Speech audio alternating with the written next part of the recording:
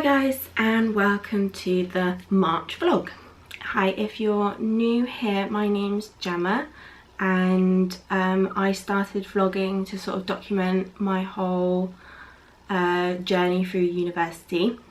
It's actually my second degree, and I'm doing fine art at Anglia Ruskin, and March was going to be super busy, super exciting. If you saw my previous vlog, I had a sustainability art prize that I got accepted for. I had an exhibition, I had my end of year show, just lots of stuff, and March was going to be super exciting.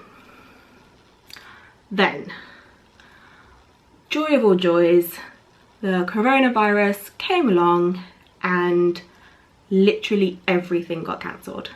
Everything.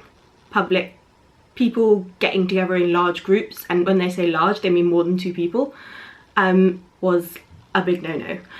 So everything got cancelled. The sustainability art prize has been cancelled, so my work won't show in there. My end of year show got cancelled, and the second year's exhibition that I was going to be involved in has been postponed. So everything has been either cancelled or postponed, and so that has been wonderful. It's freed me up. I was going to have a month of epic vlogging, and I was going to take you guys with me, and you were going to see me at shows and events, and it was all planned to be wonderful. And now I have no video content because I didn't do anything because everything got cancelled. So I don't really know why I'm doing a March vlog. It sort of seems a bit pointless in a way, but I will try and keep to a schedule. So here I am. Just to catch up with people who know my situation, everything is now for university is going to be a digital hand-in. So we don't hand in any physical work, which if you're studying law or business or even English, like it's fine. Largely what you do is you sit an exam, but all the exams have been changed to a different assessment, or you hand in coursework or an essay via, normally Turnitin. That's what the UK educational system, most universities use Turnitin.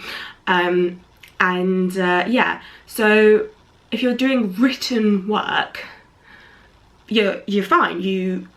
They closed university, so you just got let off early essentially, and you have to still work from home, but you submit digitally the same way you would have done had there not been anything gone wrong. So that is fine for all of those students, and thank God that not everyone is in such a position, such a nightmare of a position that some people are in. Obviously second years are stressing, but I feel mostly for the third years who are trying to finish any of their degree during this time. It must be super stressful, and my heart just goes out to them. So I'm lucky, my first year doesn't count towards my degree. I'm pretty safe as houses, but I still have to obviously finish the work and hand it in. So because I'm doing a fine art degree, and because it is practical, a digital hand-in is slightly nightmarish. It basically means that we will have to video everything, and when they mean everything, they mean everything. Any paintings that we've done, any sculptures that we've made, any installations will all have to be videoed, because a photograph doesn't always show all the angles to something, all of the perspectives that piece of art can take. Even down to sketchbooks, which I will have to film myself, literally have a camera pointed at the book and flick through each page. And some of us have more than one sketchbook, so it could be over 100 pages, so that's going to be a nightmare. The video files are going to be huge. I'm slightly worried that whatever system or whatever they're going to use to upload everything to is going to crash, because there's going to be some big video files with a lot of content, and I'm slightly concerned that they're not going to be able to cope with so many people submitting digitally now. So that's great, but it's not as bad as some other students on different degree courses. I know the film students particularly are getting hit bad because they do a group documentary project out in the field and you can't be outside. So I feel so for them, because it's just must be an absolute nightmare. And of course other courses that aren't art related, like I have a friend who's doing a degree around like healthcare and hospitals and nursing, that sort of thing, and she has to do placements to pass her degree, and the last placement got cancelled, and you have to allot a certain amount of hours to pass the degree. That must be really scary for those people. So I'm just like, oh, it's just awful, and it's no way to finish a year. Having to do it this way is just a nightmare. But I got the sort of inkling that things were going to be shut down about a week and a half before the official lockdown, but my university had stopped one-to-one tutorials, which is teaching essentially. So if you can't physically go in and see a person, then what is the point? So a lot of people packed up stuff and decided they were just going to work from home. I was going to stay, but one of my flatmates got symptoms, and it was just a bit too close to home, like sharing a kitchen with someone. I don't know, I don't think this is such a good idea. So I came home and I had taken a lot of my stuff with me, and then the next day got the email that said that the university was closing and you have the weekend to pick up your stuff and bring it home. So I did go back because I had left stuff, but the large majority of it I had already moved with the help of my mum, so that was a relief if nothing else. But this digital hand-in is it's just going to take so long, and we're having like kind of like having classes but like via Zoom, which is kind of like Skype, and apparently it's huge now. Everyone's using Zoom because everyone has to use Zoom. And yeah, we've had a few lectures and they've like told us like how the marking criteria will change and things like that, and they want us to try and carry on as normal. Now I'm lucky, I'm super lucky. I have a studio here at home I can work in, I have supplies, and I managed to get my stuff out of university. What I'm worried about is the people who don't have a space at home to work in, who can't get home because they're, you know, international students and they can't fly home. People that don't have the stuff, either they don't have it with them at home or everything was left at uni and they couldn't get their stuff out before it got locked.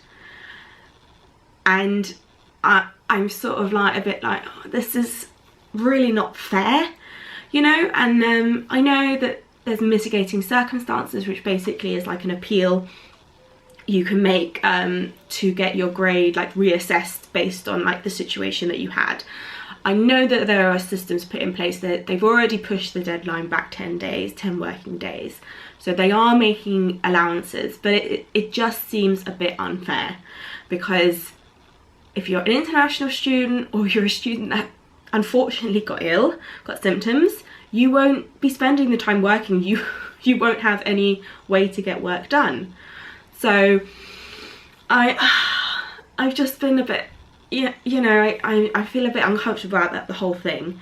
It doesn't seem fair, and life isn't fair, I know, but when you're talking about grading someone and possibly if you're in third year deciding someone's final degree mark, it just, yeah, like I said, I'm lucky, I'm in my first year, it doesn't count. but I am still stressed about it. I can only imagine how stressed the second and third years are about this whole situation. So yeah, that's it. That's my piece. I've ranted. I'm done. I have, so apart from uni, it's pretty much done. We probably won't go back at all, apart from just to pick up the bits and bobs that we left in the studio that we couldn't fit in a car. But since I've been home, I have been sort of trying to work out how to do work from home and still run Etsy, still run paintings for Steve, whose shop I have work in, although it doesn't really matter at this point because everywhere's shut. So I've obviously got YouTube, I've got my university course, and I've had a couple of other things in the pipeline, so it's been a bit crazy, and I'm just trying to make sure that I don't drop the ball anywhere. When Steve came and got all the paintings and took everything from me, I had nothing left, so I felt like my studio was a bit empty. So I started painting. I felt good, I felt like creating, so I started painting, and I did a painting of a landscape essentially, but it's a very different, you know me, I'm not a figurative artist, so it's a very different kind of landscape, non-realistic colours and that sort of thing, but I really liked it and I really enjoyed painting it. It's off a beach in Perranporth in Cornwall. We went on holiday there one year, and yeah, I don't know, I just felt like I really wanted to try something a bit different, so that was good. So I've sort of come up with a new sort of painting style, sort of accidentally, just through experimenting and, you know, having a bit of fun, because everything is so serious with this coronavirus. Everyone's so like, oh, you know, it's the end of the world, blah blah blah, and I'm just like, oh, I don't think it justifies the people that went out and bought like everything in the supermarkets and shops. All the toilet roll went, all the canned food, all the pasta, like everything went. And I went shopping with my mum when we came back from university, and there was nothing there. We couldn't even get a meal together, let alone like a week's worth of shopping. So when I say like it's been blown up, I mean that is what I mean. Like the response to it, people went crazy, they overspent, they overshopped, and half it's ended up in the bin, which is just so wasteful and so disgusting, because, you know, there are people who genuinely couldn't buy stuff and who are running out of things because other people went and bought like the whole shop worth of whatever it was, you know. And there's no need to go crazy and to make it so that other people can't buy something because you've bought like 100 like packs of toilet roll and you're hoarding them in your house, and instead of letting, you know, just people buy what they need when they need it. What's wrong with that? Anyway, second rant over. Okay. Yeah, so before all this happened, like I said, I started painting. I had a new style, but I needed canvases that I could work on, so I went and bought out like a bunch because they were on discount, like the more you buy the cheaper it is, sort of thing. So I'm fully stocked now, and I think I'll be painting in this new style for a little bit. I want to see if I can do any more, if it's still like fun and challenging, or if it was just like a one-hit wonder, I'm not sure. Also for Steve's shop, I came out with some new prints that are also up on Etsy. I'll insert a pic or something now. And they're something very different, and something I wasn't actually going to show people, but when Steve came around and he saw the paintings, he was like, I love them, but because of what they were painted on, we couldn't sell them as originals. So he was like, is there any way you could make it into a print? And I said, well, yeah, if you want them, that's absolutely fine. And he was like, yes, I definitely want them. So it got me thinking about stuff that I personally don't consider good enough to sell, but somebody else really liking it. It just surprised me what he said, and since putting it up, I have had comments of people going, oh, I love that one, and I'm like, really? I'm just surprised.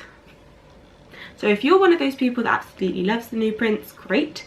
If you think they're ridiculously disgusting or whatever, then hey ho. You know, everyone has their taste. I think that's the thing with art, like, it's very personal. So I understand if you don't, I'm not a fan, but I also am quietly surprised and happy that some people like them and enjoy them, so that was all good. I also came up with some new stickers. I'm releasing like a bold botanical set of stickers that just came up this week, and they're really great and they're kind of fun, and they're, you know, a bit of a celebration for like spring and summer and that sort of thing, so that's all good. And I will be getting some new products in soon, and that's all I'm gonna say. The other thing I wanted to say in this very long video, so I do apologise, is I have been looking into Patreon. Now, if you don't know what Patreon is, Patreon is it's an online membership, I guess, where people pledge to certain amounts a month money towards an artist that they like, and in return they get like monthly rewards. So it's a way of getting like some monthly income that would help me fund new products, because starting up your own business in any form, or however small, big or small, it's a lot of outlay, like a lot of money to go up front and none in return, and it's very scary when you're trying to try different new things and you're not sure what's going to sell, and you want to sort of give people options, but you literally can't afford to because stock is too expensive. So a few of the YouTubers I follow on Instagram and things like that, Catnip and Mini Small, Ellie Alexon and Emily Harvey, I think, are all on Patreon, and it's a way for you to have, as an artist, for you to have a monthly income. So I was thinking about how that would just be such an enormous help, as a way of getting some income that was steady and consistent, that I could then reinvest into producing more things and stuff like creating better content on YouTube, creating more videos hopefully, and getting more products out, but improving the quality of things that I do. Like I'm still a bit undecided, but I've been playing around with Patreon and looking at the different options, and I'm trying to make it so that it's like you get quite a decent amount versus what you pledge. Like I'm trying to make it sort of worth it, and hopefully people will agree. And if you do, or if anybody is interested, I'm not going to launch it yet. It'll be after uni finishes, which has been moved back because of the coronavirus. So in the summer at some point I might release a Patreon account. So stay tuned, I guess. We shall see. I've rambled for enough. Yeah, definitely long enough now. So I'm gonna go. Sorry this month hasn't been like last month, so sorry about that. But apart from that, I have my health, I'm safe at home, and I got stuff to do, which is more than some people have right now, so I'm not complaining. So that was my March vlog, and I hope the video hasn't been too long and you haven't been sat here bored waiting for it to end. So if you are, I'm really sorry, and if you made it to the end, well, hey. So yeah, if you're watching the video, please, you know, like, subscribe, comment, whatever. That would really help. That's everything, guys. So thank you for watching, and I'll see you in another video soon.